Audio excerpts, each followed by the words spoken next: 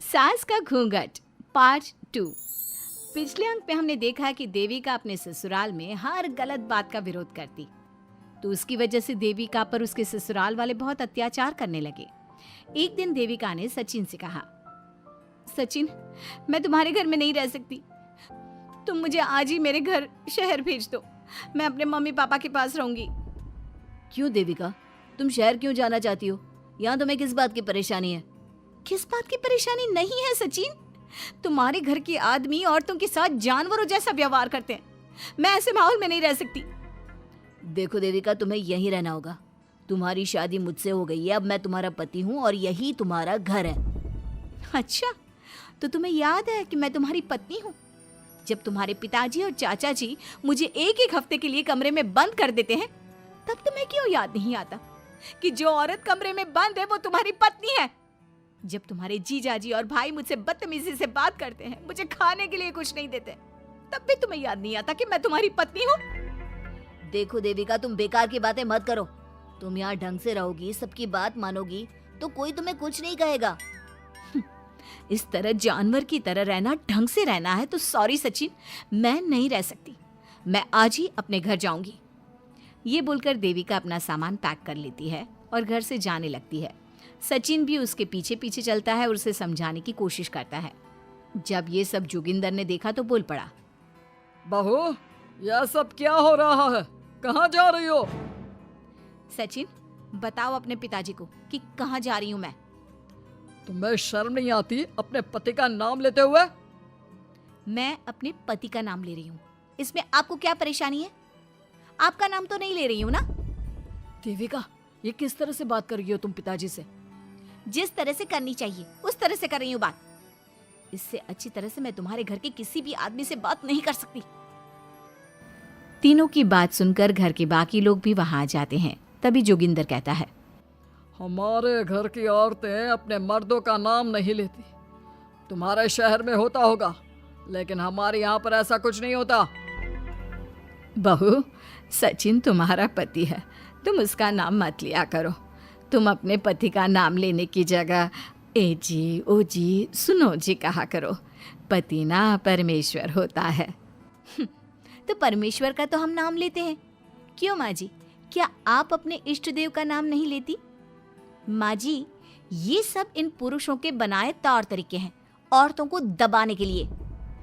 ये बेशर्म लड़की ऐसा नहीं सुधरेगी। ये हमारे घर की औरतों को भड़का रही है। सचिन, तुम इसे चुप कराओगे या फिर मैं करूं? नहीं नहीं पिताजी, मैं अभी समझा देता हूँ। चलो देविका अंदर, और कितना तमाशा बनाओगी मेरा। सचिन, मैं अंदर नहीं बाहर जाऊंगी, अब मैं यहाँ नहीं रह सकती। देविका की बात सुनकर महेंद्र कहता है, भाई साहब, ये लड़की इस घर से और गांव से बाहर ना जानी चाहिए, नहीं तो हमारे घर और गांव की औरतें भी ऐसी ही हरकतें करेंगी, वो भी मर्दों के खिलाफ बगावत करेंगी। और मैं भी देखती हूँ कि मुझे घर से बाहर जाने से कौन रोकता है। बहू, इनसे बहस करने का कोई फायदा नहीं, तुम अंदर चलो। इस गांव के मर्दों के अंदर बहुत अहंकार भरा हुआ है। देविका किसी की बात नहीं सुनती और अपना सामान उठाकर घर से बाहर जाने लगती है। तभी वहां मोहन और कल्याण आते हैं। कल्याण देविका के हाथ में से उसका सूटकेस छीन लेता है और मोहन देविका को जोरदार थप्पड़ मारता है। देविका का सर दीवार में लगता है और वो बेहोश हो जाती है। देविका, देविका तुम ठीक तो हो? भैया, आपकी हिम्मत कैसे हुई मेरी पत्नी पर हाथ उठाने की? सचिन, तुम जल्दी से देविका भाभी को अंदर कमरे में ले जाओ, मैं अभी वैद्य जी को लेकर आती हूँ। वीना जल्दी से वैद्य जी को लेकर आती है। वैद्य जी थोड़ी देर तक देविका की जांच करते हैं और कहते हैं, मुबारक हो आप सबको, आपकी बहू माँ बनने वाली है। अभी तो मैं आपको दवाई दे देता हूँ, लेकिन आगे इनके इलाज के लिए आपको दाई अम्मा को बुलाना होगा। ये बात सुनकर घर के सभी लोग खुश होते हैं। देविका को जब होश आता है, उसे ये बात पता चलती है तो वो बहुत खुश होती है। वो सबसे कहती है, मैं अपने बच्चे को यहाँ नहीं रख सकती। क्यों बहू, क्या हुआ? अब तुम ये सब बातें मत सोचो, तुम्हें आराम करना चाहिए। नहीं माँ जी, आप नहीं समझ रही। अगर मेरा बेटा हुआ तो इस घर के मर्दों की तरह अहंकारी और औरतों पर जुल्म करने वाला बनेगा, और अगर मेरी बेटी हुई तो वो जानवरों की तरह जुल्म सहने वाली बनेगी और दोनों ही अनपढ़ रहेंगी। देविका की बात सुनकर घर की सभी औरतों को पहली बार एहसास हुआ कि वो किस अंधकार वाले समाज में जी रही हैं। लेकिन फिर भी घर की सारी औरतें उसे ही समझाती हैं। बहू देखो, तुम्हारी बात सही है, लेकिन तुम इस हालत में सफर नहीं कर सकती। हाँ बहू, तुम यहीं रहो, अपना और अपने बच्चे का ख्याल रखो।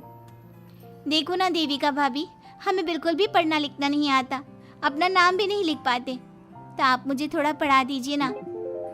देविका, तुम्हारी बातें सुनकर पहली बार हमें एहसास हुआ है कि कैसे माहौल में हम जी रहे हैं। तुमने हमारे अंदर उम्मीद की नई रोशनी पैदा की है। यहाँ से मत जाओ तुम। देविका ने घर की औरतों की बात सुनी तो उसका दिल पसीज गया। उसने गांव में ही रहने का फैसला लिया। वो अपने घर की औरतों को रोज पढ़ाती, उन्हें अपने अधिकारों के बारे में, देश के बारे में बताती।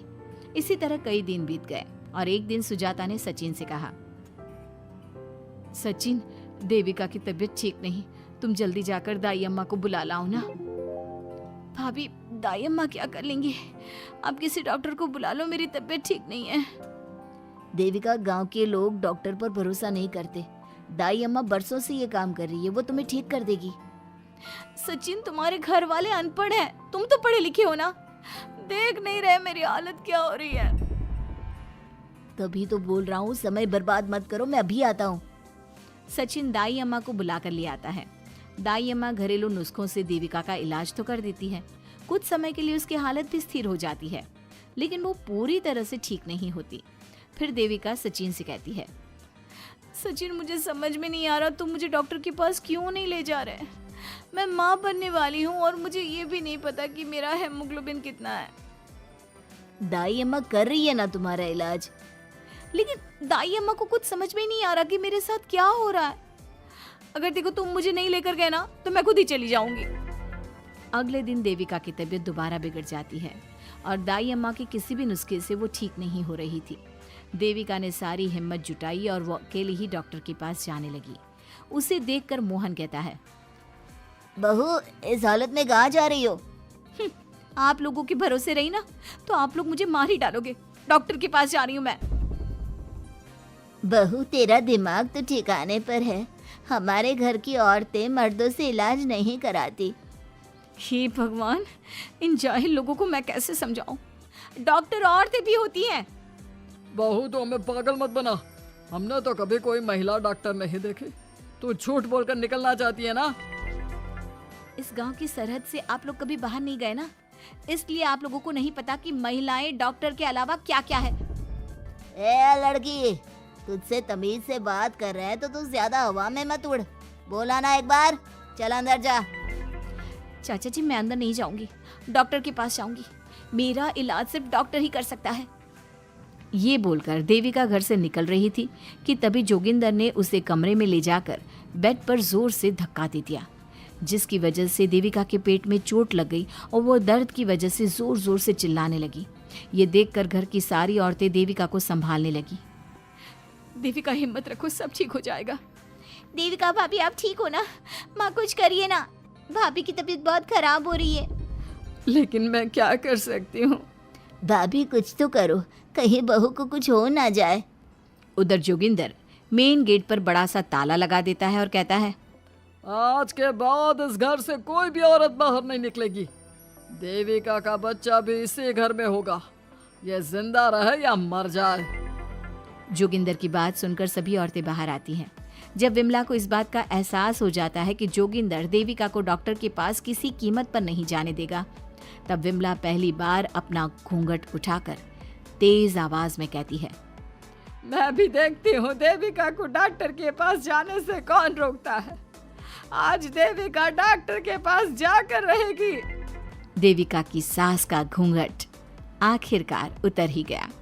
घर के आदमियों ने पहली बार विमला का ये रूप देखा था और उसकी तेज आवाज पहली बार सुनी थी।